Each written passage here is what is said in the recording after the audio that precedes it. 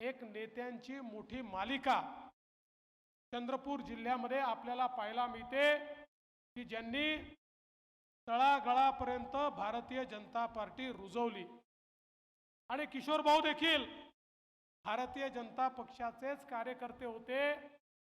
काही कारणाने आमच्यावर नाराज झाले आणि बाहेर गेले, परंतु पुन्हा आपल्या घरामध्ये परत आले आहेत आणि आपण असं म्हणतो सुबह का भूला अगर शाम को वापिस आए तो भूला नहीं होता वो भाई होता है।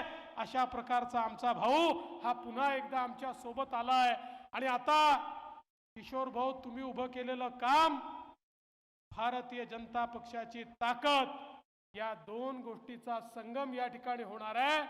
त्यामुळे चंद्रपूरमध्ये कमळ फुलण्यापासून आता कोणीही थांबवू शकत नाही, हा माझा विश्वास आहे। खरं म्हणजे आमदार म्हणून किशोर भाऊंनी केलेलं काम हे खरोखर वाखाणण्यासारखं आहे। महाराष्ट्राच्या विधानसभेमध्ये वाघाप्रमाणे या चंद्रपूरची भूमिका सातत्याने त्यांनी मांडली। एक एक विषय लावून धरला, अनेक गोष्टींवर त्यांनी त्या ठिकाणी अतिशय महत्त्वाचे निर्णय करून घेतले। चंद्रपूरमध्ये रस्त्यांचे, पिण्याच्या पाण्याचे, फ्लायओव्हरचे विषय, या ठिकाणी सफारीचे विषय आणि खऱ्या अर्थानं आपलं आराध्य दैवत असलेली आई महाकाली, माता महाकालीच्या या संपूर्ण परिसराचा विकास झाला पाहिजे याचा सातत्याने त्यांनी पाठपुरावा केला आणि 235 कोटी रुपये महाकालीच्या विकासाकरता त्यांनी त्या ठिकाणी मंजूर करून घेतले। आता पुढच्या वर्षी जेव्हा महाकाली उत्सव होईल त्यावेळी एक बदललेलं स्वरूप आपल्याला पाहायला मिळेल आणि हे काम खऱ्या अर्थानं त्याचा पाठपुरावा जर कोणी केला असेल तर तो किशोर भाऊ जोरगेवारांनी केला। एवढंच नाही तर नागपूरच्या दीक्षाभूमीला आम्ही 200 कोटी रुपये दिले, तिथलं काम आम्ही सुरू केलं। त्यावेळी किशोर भाऊ माझ्याकडे आले आणि मला म्हणाले, भाऊ जशी नागपूरची दीक्षाभूमी महत्त्वाची आहे, आमच्या चंद्रपूरची दीक्षाभूमी देखील तेवढीच महत्त्वाची आहे, याचाही विकास झाला पाहिजे। माननीय मुख्यमंत्री भाषण करत होते, मी एका कागदावर लिहिलं आणि मुख्यमंत्र्यांना सांगितलं आत्ता घोषणा करा आणि माननीय शिंदे साहेबांनी घोषणा केली आणि 100 कोटी रुपये हे चंद्रपूरच्या दीक्षाभूमीला देखील देण्याचं काम या माध्यमातून झालेलं आपण बघितलं। बंधू भगिनींनो, आज चंद्रपूरच्या विकासाकरता वेगवेगळे जे मुद्दे त्यांनी हातामध्ये घेतले, यामुळे खऱ्या अर्थानं एक प्रकारे चंद्रपूरमध्ये मोठ्या प्रमाणात विकास झालेला आपण बघितला। खरं तर एक गोष्ट मला सांगितली पाहिजे, या सगळ्या विकासाच्या वाटचालीमध्ये या विकासाला एक मानवी चेहरा देण्याचा प्रयत्न देखील त्यांनी केला। शेवटी सरकार म्हणून आपण काम करतच असतो, पण एक मानवीय संवेदना असते। आपण असं म्हणतो, जे का रंजले गांजले त्यांची म्हणे जो आपुले, तोची साधू ओळखावा ते देव तेथेची जाणावा, अशा प्रकारचा विचार आपला आहे। आणि या विचाराला अनुसरून समाजातले जे गरीब आहेत, जे गरजू आहेत, जे वयस्कर आहेत, ज्यांना आवश्यकता आहे, त्यांना अम्मा टिफिन देण्याचं काम हे किशोर भाऊंनी सुरू केलं। त्यांच्या घरी कोणी नाही, त्यांचा पोरगा किशोर जोरगेवार झाले आणि त्यांच्या घरी 2 वेळचं जेवण त्यांना मिळेल, अशा प्रकारचं पुण्यकर्म देखील किशोर भाऊंच्या माध्यमातून या ठिकाणी होत आहे। आणि म्हणून मी आपल्याला सांगण्याकरता आलोय, आपण बघितलं 2014 ते 2019 आपलं सरकार होतं। या सरकारमध्ये चंद्रपूर जिल्ह्यामध्ये झालेलं परिवर्तन आपण बघितलं। सुधीर भाऊ असतील, हंसराज भैया असतील, यांनी या जिल्ह्यामध्ये केलेला कायापालट आपण बघितला आणि आता किशोर भाऊंच्या नेतृत्वामध्ये होत असलेलं परिवर्तन हे सातत्याने आपण बघतो आहे। आणि म्हणून आज आपल्याला किशोर भाऊंच्या पाठीशी पूर्ण ताकदीनं उभं राहायचं आहे।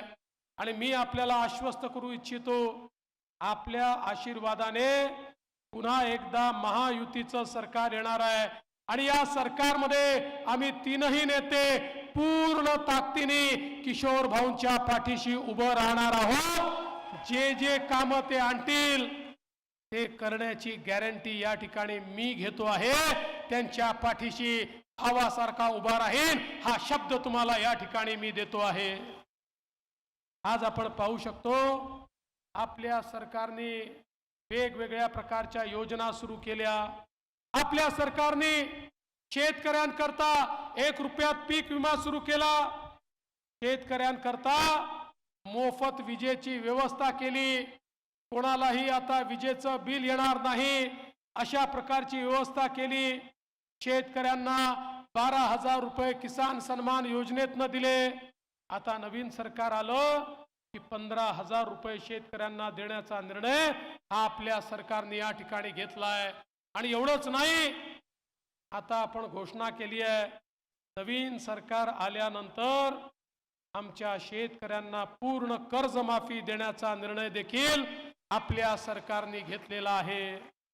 सातत्याने धानाला चढत्या भावानं बोनस देण्याचं काम आपण केलं आणि त्याच वेळी समाजातल्या विविध घटकांचा विचार आपण केला।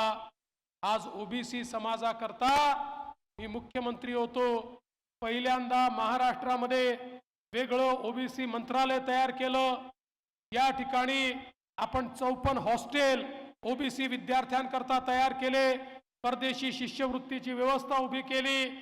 आपण त्या ठिकाणी महाज्योती सारखी संस्था तयार करून ओबीसी विद्यार्थ्यांना त्या ठिकाणी वेगवेगळ्या प्रकारच्या स्पर्धा परीक्षांचं प्रशिक्षण आपण सुरू केलं। समाजातले जे वेगवेगळे घटक आहेत, मग ते आदिवासी समाज असेल, आदिवासी समाजाकरता बिरसा मुंडा योजना सुरू केली। आदिवासी समाजाच्या सर्वांगीण विकासाचं काम हे माननीय मोदीजींच्या नेतृत्वात आपल्या सरकारने सुरू केलं आणि त्याच वेळी अनुसूचित जातीसाठी वेगवेगळ्या योजना आपल्याच सरकारने या ठिकाणी आणल्या। हे सगळं करत असताना आपल्या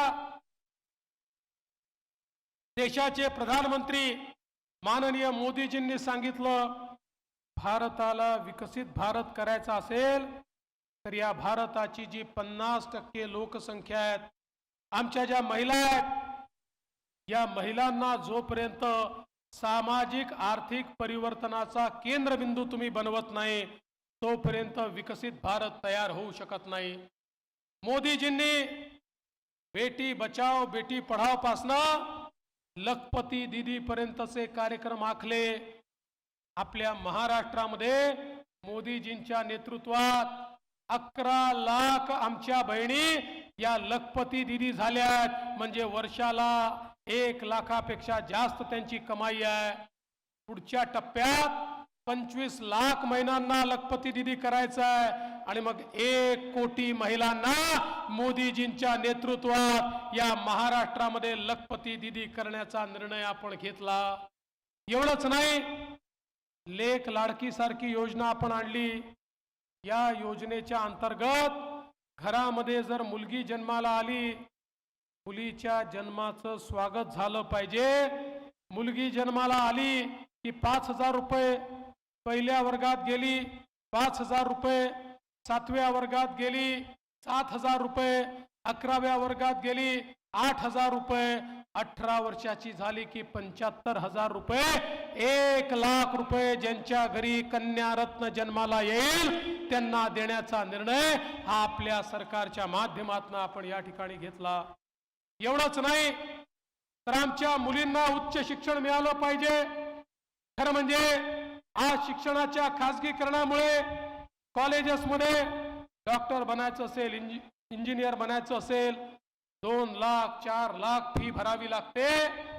पण आपल्या सरकारने निर्णय केला, आपल्या समाजामध्ये ही अवस्था होती, आई वडील जर घरी 1 मुलगा आणि 1 मुलगी असेल, मुलाला शिकवायचे आणि मुलीला म्हणायचे, बाई तुला शिकवायला पैसे नाहीत, तू घरी बस, तुझं लग्नच करून द्यायचं आहे। अत्यंत हुशार असलेली आमची ती छोटीशी चिमुकली त्या ठिकाणी शिकू शकत नव्हती। आम्ही सांगितलं, जर आई बाप मुलीला शिकवू शकत नसतील तर मुलीचे मामा मंत्रालयामध्ये बसले, मुलीच्या शिक्षणाचा सर्व खर्च मामा करतील आणि संपूर्ण आमच्या मुलींना मोफत शिक्षण देण्याचा निर्णय आपल्या सरकारच्या माध्यमातून आपण केला।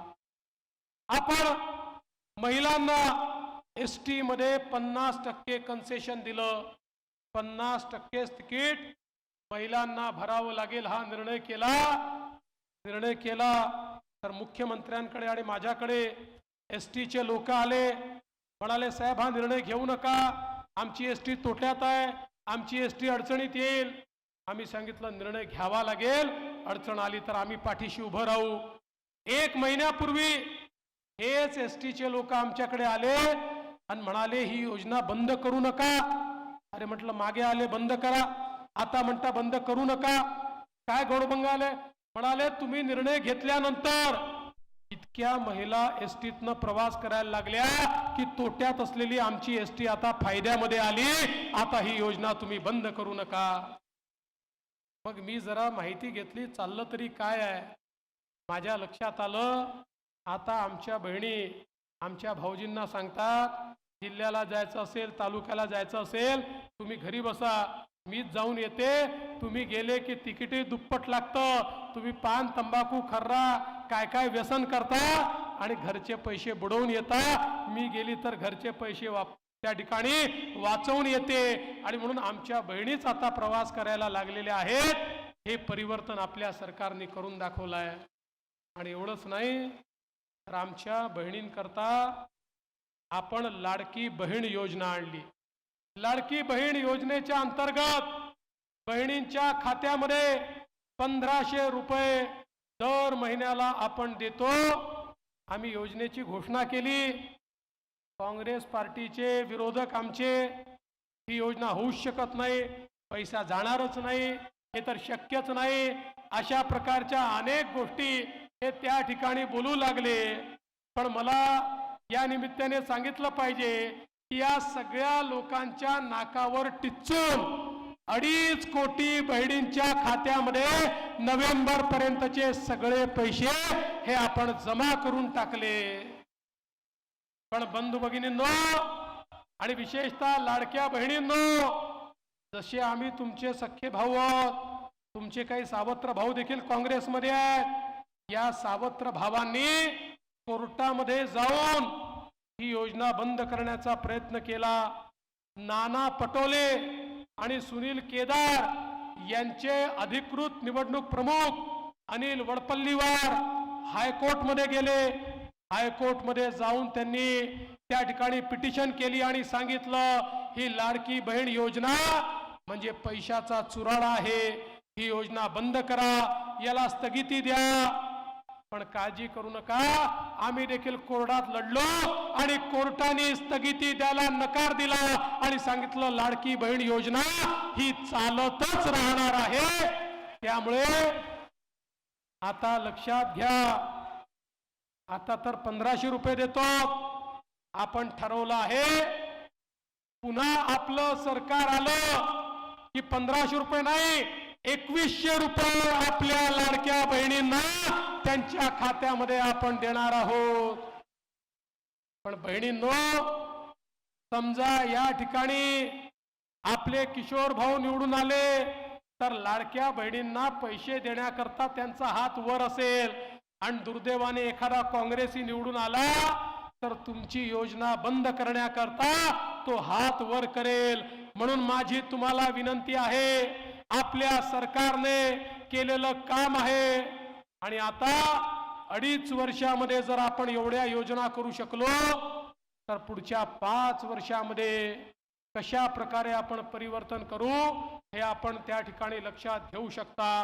आणि म्हणूनच या चंद्रपूरमध्ये एक समाजातल्या तळागाळातला सामान्य माणसासोबत राहणारा किशोर भाऊ जोरगेवार यांच्यासारखा उमेदवार भारतीय जनता पक्षाच्या कमळावर उभा आहे, महायुतीचं समर्थन आहे, शिवसेना, राष्ट्रवादी काँग्रेस, रिपाई सगळे सोबत आहे, एकत्रितपणे अशा प्रकारे 20 तारखेला तुम्ही वोट करा की चंद्रपूर मध्ये नवा रेकॉर्ड झाला पाहिजे आणि किशोर भाऊ तुमचा रेकॉर्ड घेऊन मुंबईला आले पाहिजे एवढीच विनंती करतो आणि माझं बोलणं संपवतो.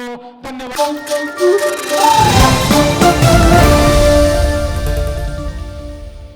Thank you.